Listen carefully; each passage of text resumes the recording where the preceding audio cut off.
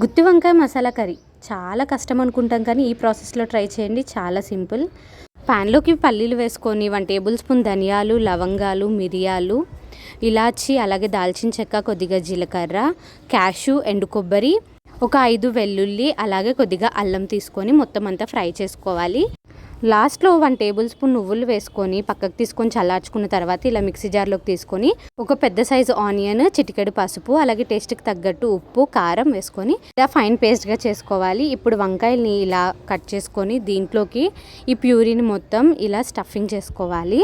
ఇప్పుడు స్టఫ్ చేసుకున్న వంకాయల్ని ఉంచుకోవాలి. ఇప్పుడు అదే ప్యాన్లోకి కొద్దిగా ఆయిల్ వేసుకొని దాంట్లోకి పచ్చిమిర్చి, కరివేపాకు వేసుకొని ఈ మిగిలిన పేస్ట్ని కూడా వేసుకొని ఒకసారి ఫ్రై చేసుకొని పక్కన పెట్టుకున్న ఈ గుత్తి వంకాయలు కూడా దీంట్లోకి యాడ్ చేసి ఒకసారి కలుపుకొని మూత పెట్టి ఉడికించుకోవాలి.